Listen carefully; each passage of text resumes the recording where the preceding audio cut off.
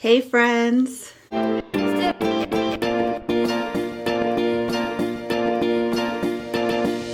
It is week 32. Officially, according to all of the apps and websites, I am beginning the 8th month of pregnancy as of today. I don't even know what to say. It's a lot. It's been so much in this past week actually that I had to make myself notes of what I wanted to discuss in today's video because so much has happened in the last week that I almost forgot, like, did that really all conspire in the last, or transpire in the last 7 days? Or surely some of this happened before that, but no, this is in the last week. And there's a lot coming up because the further along we get, the busier things become. And so it's been a lot and we're embarking on a lot. So I'm going to just jump right into it because, like I said, I have an actual list of things to talk about today. First of all, the last update I left you guys with letting you know that right after basically I finished that video, I had an appointment with my OB, which was an appointment that we already had regardless, but it was very good timing because just the day prior I'd been in the hospital because I was bleeding. So I was very much looking forward to seeing my OB so that I could follow up with her and, you know, get checked out and make sure everything was fine. So we got to that appointment and we're, early as usual. We check in and they tell us, you don't have an appointment today. And I'm like, well, obviously I do, because my phone even sent me a thing saying, hey, if you're here already, try to check in over the phone, whatever. I show her my phone and she's like, oh, your appointment is not here though. Your appointment is with your regular doctor, but it's downtown. I went to my regular office that I've always seen my regular doctor at because nobody told me that they made me that appointment for downtown, which was about a 45-minute drive from where I was at that moment, and there was absolutely no way that I was going to get there on time, even if I'd left right then. I was really, really upset, really pissed, because it was an appointment that we actually didn't have at first. The appointment was meant for today, for week 32. And they'd called me. They typically don't even call when they change an appointment like that. They just do it on the portal and then send you an email, hey, check the portal because we changed some stuff. Kiddo's like right there, by the way. So his iPad's blasting now. But yeah, this time they actually called me and said, hey, just so you know, she's not going to be in the office that day. So we're going to change your appointment to a week prior. So we're going to see her on week 31 instead. They were already on the phone with me. Why did it not occur to them to say, oh, and whoops, we're doing it at a completely different other end of town. So make sure you're aware of that and take that into account when you're, arranging the appointment. So while I was there in the front desk, basically trying to sort it all out, I messaged my doctor on the portal and I said, I'm here at your office. You're not, and nobody thought to tell me that you were going to be somewhere else today. So this is what's going on. I just had an emergency 15 hours ago, and I was really looking forward to seeing you and getting cleared by you today. So, that's what's going on. What do we do? And before I'd even finished having a discussion with the front desk and how they handled this, my doctor was already on the phone with me saying, okay, so this is what's going on. I'm sorry that this happened, first of all. And secondly, are you still bleeding? How about this? How about that? How is this going? Etc. Okay, you're probably fine. Take it easy this weekend. I don't want you to be on bed rest because bed rest just boosts the possibility of complications. It boosts the possibility of blood clots, etc. I never recommend blood clots, but for this situation, I'm not going to recommend it to you either, especially since the hospital said that your cervix was good, your amniotic fluid was good, you're good, baby's good, etc. Maybe some pelvic rest for the next few days, and I can sneak you in Tuesday morning. And it won't be at our regular office, etc. So if you can wait until Tuesday, just, don't do any adult activities until then, just in case. But otherwise, live your life because it sounds like you're fine. And, that's the best I can do. So we went back Tuesday morning And she told me that she was going to do an exam. Like she was going to actually like look in there and check. But as soon as I got in there, she asked me again, are you still bleeding? And I said, no, I haven't bled since Thursday, since the initial situation. And so she asked me a few more questions and she's like, okay, I don't think we need to do an exam. It sounds like you're fine. It sounds like whatever happened, you're good. So, you know, go on and live your life. We heard the baby's heartbeat like usual. Everything's good there. And it was just a typical third trimester appointment, which means we were in and out in like 10 minutes.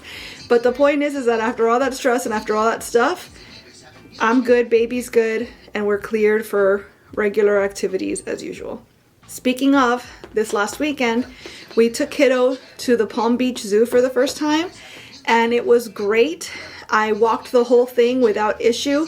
It's much smaller than Zoo Miami, which is the zoo that we're used to going to. And it was completely shaded, basically. Lots of trees everywhere. So it was very comfortable to do. We had a really good time. If you haven't seen that video yet, I did do a whole video on the zoo on our first visit, so I'll post that up here. What else has happened this week? This week, I guess, well, we're in baby prep mode for sure. Hubby's already started like washing and putting away the baby's clothes. I got myself a new filing cabinet because I had like a rolling cart from IKEA holding a bunch of like my papers and my external hard drives, some camera equipment, things like that. And I keep seeing online people using these rolling carts as like overnight stations where they have their pumping supplies, baby's diapers and wipes and things like that so that they could just wheel it around the house wherever they need it. And I thought that was genius. So I basically emptied my rolling cart into a filing cabinet, and now I have the rolling cart empty and ready to go. I'm gonna fill it probably after our baby shower, and I might do a whole video just on like what I'm stocking it with. So we'll see how that goes. Hubby's been building baby girl's dresser, right? And just overall lots of baby prep. The baby shower is next weekend, so a week from tomorrow for me. And I already have a dress that I got, like my baby shower is rainbow themed. So I got myself a black dress with a bunch of like different colored, rainbow colored, basically pinstripes all over it. And it's not a maternity dress per se, but it does fit my bump well. I tried it on for my husband and he was like, oh, it's nice. Not the reaction I wanted.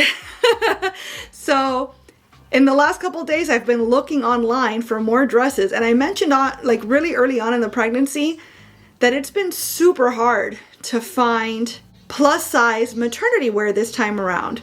Even though plus size fashion generally has become so much more widely available, and you know, body acceptance and like all that is all the rage, and just in general, there is a lot more opportunity for plus size clothes, period. But plus size maternity has been almost impossible to find. If it wasn't because I lost so much weight before I got pregnant, I would be out of luck and just wearing like oversized dresses, muumuus, etc. Like if this was 1989 or something all over again. Because you can buy plus size clothes and you can buy maternity clothes, but the retailers selling plus size maternity clothes are pretty much non-existent. And if you can find them, you're talking like $100 to $150 per garment. Not practical. So I've been looking and looking and looking, and I did find a dress, another dress, again on Amazon. It's been the only options I've had have been really on Amazon. And this is a pink dress that is maternity, that should fit, etc. Should be arriving in the next couple of days.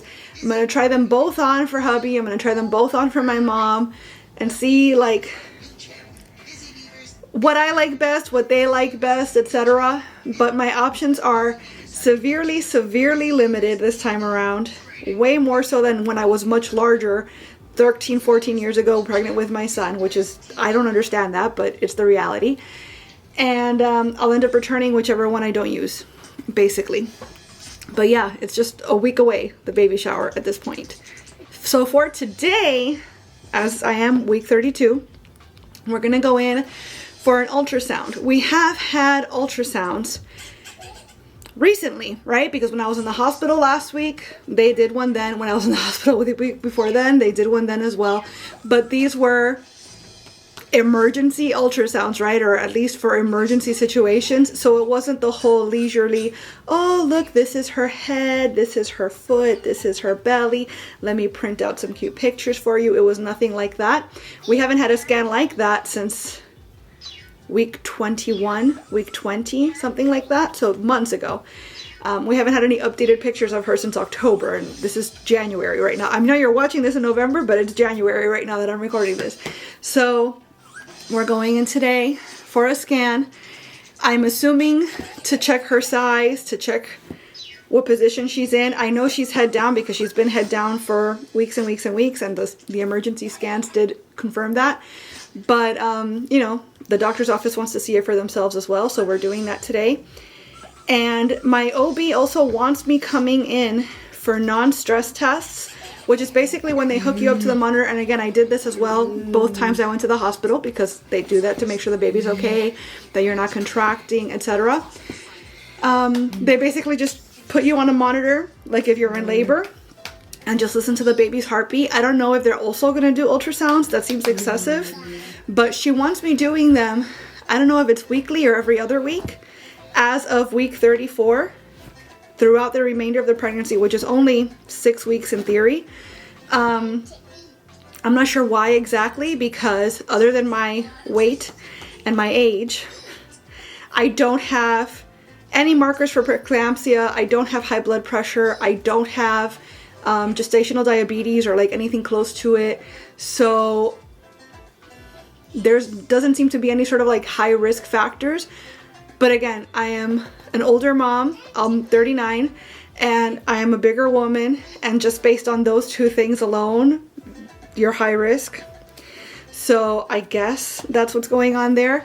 When I see my doctor again in a week or so, I'll ask her exactly what's going on, because I know one of the things she did say is that she wants to make sure that these non-stress tests, or NSTs, are happening on a different day than my appointment with her, because she wants to be able to check on the baby twice a week. Again, that all sounds like high-risk behavior, like something could potentially go wrong with the baby or could potentially go wrong with me, and they want to make sure that they get ahead of it before that happens.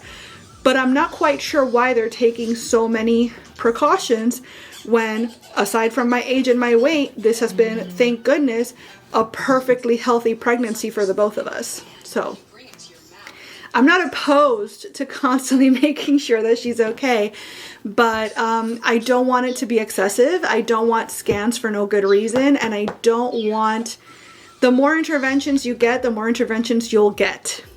And so I don't want them to nitpick and be like, whoops, we found something that otherwise would have been totally normal, but since we saw it today, we've decided that we're going to induce you, or we've decided that, you know, I'm not with that. Thank you, baby. So let me show you guys the bump, because I've been talking for a while and I want to make sure that I get everything into this video concisely. So let's get into the week 32 bump. There she is in all her glory. I feel very, very round lately. My sister noted how high I'm carrying this time, which supposedly when you're carrying a girl, that's normal. But every time that I see one of these little videos or shorts being like, oh, if you're craving this, it's a boy. If you're craving this, it's a girl. Or if you had heartburn, it's a girl. And if you had heartburn, you didn't have it, it's a boy. I find that it's very 50-50 correct. So I don't know. But undeniably, I am carrying much higher this time around than I did with my son. So let's get into what the app says we're doing this week. She's 32 weeks. You're in month 8 of your pregnancy, only 1 month left to go. Not really, because I have to get through, this is just the beginning of the 8th month. I have to get through the 8th month and then get through the 9th. So technically, there's 2 months left, but I'm in the 8th month right now. Baby's starting to get ready for her big debut, tipping the scales at 3.5 to 4 pounds and topping out at 15 to 17 inches. She's practicing breathing, swallowing, kicking. In anticipation of the momentous transition to mouth feeding, your baby's digestive system is all set and ready to go. And they're talking about how at this point she's pretty much deciding whether she's going to be head down or breech. But like I said, I know that she's been head down pretty much almost the entire pregnancy, so I'm not super concerned about that. Your baby is sleeping like a baby with regular sleep and wake cycles. I have noticed that, but again, she's always had her own little pattern, so that's not too big of a surprise. Your body may start prepping for delivery day by flexing its muscles, literally. So it's talking about Braxton Hicks contractions now. I've had a few throughout the pregnancy and they never hurt, but my muscles do get very tight. So that's fine. It's totally normal.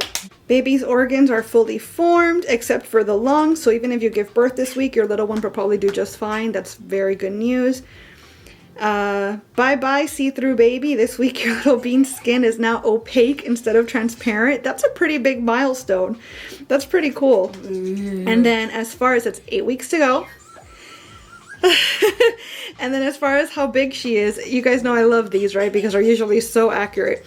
She's as big as a Polly Pocket Adventure playset. I'm trying to show you what it looks like, but the camera refuses to focus on the phone. So she's as big as a pickleball paddle, as big as a box of a dozen donuts, and as big as a bunch of celery, as big as the rose from Beauty and the Beast, and as big as the volleyball from Top Gun.